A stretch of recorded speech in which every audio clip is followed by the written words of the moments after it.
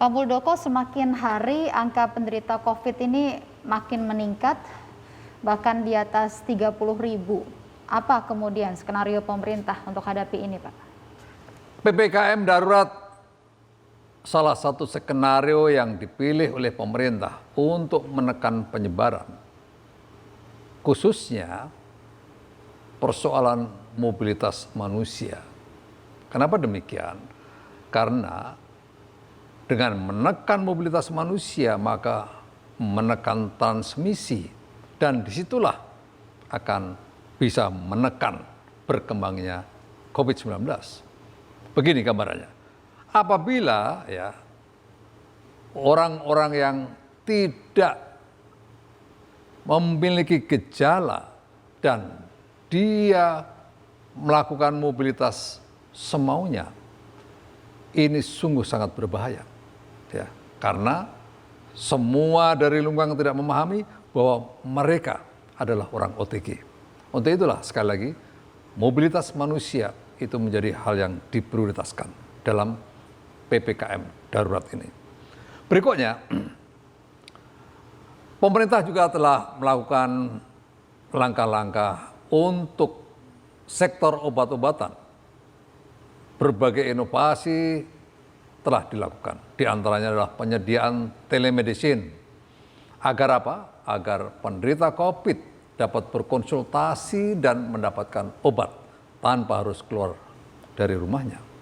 Segala hal ini juga telah diterobos oleh pemerintah, termasuk realokasi anggaran, penyediaan tambahan bed, pengadaan oksigen, mendorong percepatan vaksin, termasuk juga tindakan tegas kepada para pelanggar PPKM darurat dan para penimbun spekulan obat-obatan dan oksigen. Itu hal-hal yang telah dijalankan dalam PPKM darurat ini. Pak, sebenarnya apa yang mendasarkan pemerintah menerapkan PPKM darurat? Kenapa kemudian pemerintah memilih satu istilah baru, PPKM darurat? Dan juga berdasarkan pantauan pemerintah, seberapa efektifkah sebenarnya penerapan PPKM darurat sejauh ini? Ya, pemerintah sudah menerapkan PPKM mikro sebelumnya. Namun, melihat tingginya mobilitas masyarakat dan merebaknya varian baru, yaitu varian Delta, pemerintah perlu menarik rem darurat itu. Tentunya ini akan ada sebuah konsekuensi di mana dampaknya terhadap perekonomian masyarakat akan cukup dirasakan. Namun sekali lagi ini adalah sebuah pilihan yang sulit yang harus diambil oleh pemerintah demi menyelamatkan masyarakat dan pemulihan kita bersama. Dan selanjutnya berdasarkan pantauan pemerintah bahwa tingkat mobilitas masyarakat saat ini di masa PPKM darurat ini relatif masih tinggi. Baru berkurang kurang lebih 30%. Padahal PPKM dianggap berhasil jika penekanan mobilitas di atas 50%. Oleh sebab itu, pemerintah tetap akan memperkuat dan juga memperketat penyelenggaraan PPKM sampai dengan tanggal 20 Juli. Memperkuat terhadap seluruh petugas yang saat ini tersebar, baik TNI Polri dan seluruh elemen masyarakat, dan memperketat agar persoalan disiplin menjadi sesuatu yang tidak boleh ditawar-tawar lagi. Saya mengajak pada masyarakat untuk taat betul atas prosedur kesehatan. Kenapa? Karena tanpa adanya kesadaran, disiplin yang tinggi tadi, maka akan sangat sulit PPKM itu berhasil dengan baik. Itu poinnya ada di situ. Kesadaran untuk tidak berkumpul, kesadaran untuk tidak melakukan mobilitas, kesadaran untuk 3M, maka itu menjadi kunci. PPKM darurat ini berjalan dengan baik. Baik, Pak. Pak Muldoko, ada beberapa menteri yang ditugaskan untuk mengurus penanganan COVID. Masyarakat kemudian ada yang bingung ini, Pak. Siapa sih sebenarnya yang pemegang komando tertinggi untuk penanganan COVID? Sebenarnya dari awal Panglima tertinggi dalam penanganan COVID ini adalah Presiden, ya, itu. Maka ya dari awal Presiden tidak pernah kendor, baik dalam komando pengendalian, ya, dalam pengawasan, ya, itu selalu dilakukan oleh Presiden. Contoh,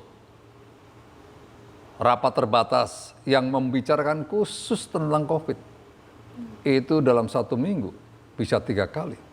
Maknanya di situ Presiden mengawal, mengecek betul satu demi satu perkembangan COVID seperti apa dan apa-apa yang sudah dilakukan oleh bawahannya. Itu seorang panglima. Itu. Jadi sangat salah bahwa seolah-olah Presiden itu tidak mengendalikan COVID ini. Tapi ya bisa dimaklumi mungkin karena mereka berada di luar yang tidak memahami mekanisme bekerja kami yang ada di kabinet ini, di mana setiap saat Presiden bisa mengumpulkan para bawahannya. Itu. Berikutnya ya, menuju kepada efektivitas organisasi dan pengendalian COVID, maka Presiden menggunakan para bawahannya untuk bisa diberikan posisi-posisi pengendali pada sektornya masing-masing. Khususnya di Jawa dan Bali, warnanya menjadi merah dan hitam, maka kondisi yang demikian ditunjuklah Pak Luhut sebagai pengendali sementara di kawasan itu, di zona itu. Tapi jangan salah, ya. Kemarin dalam rapat kabinet juga disampaikan, ada 43 kabupaten kota dan 7 provinsi di luar Jawa yang perlu untuk segera dipikirkan untuk PPKM darurat itu. Dan itu masih dalam kendali dari Pak Erlangga Hartarto. Itu.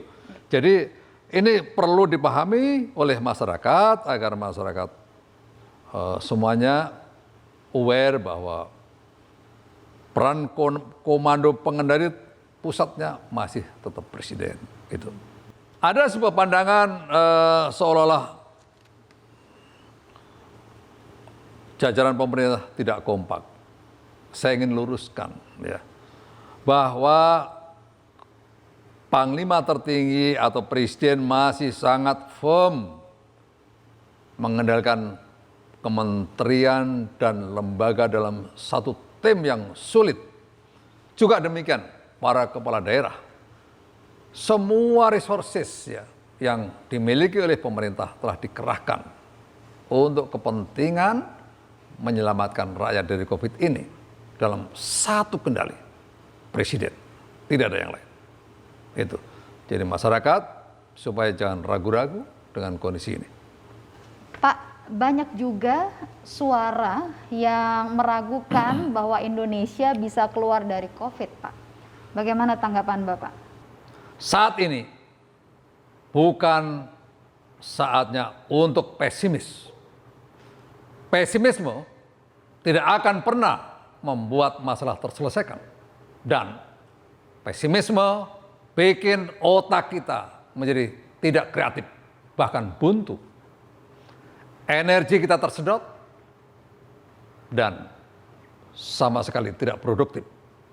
Untuk itu, buang itu pesimisme. Justru kita harus selalu optimis menjadi bangsa ini. Pemerintah bukan anti kritik.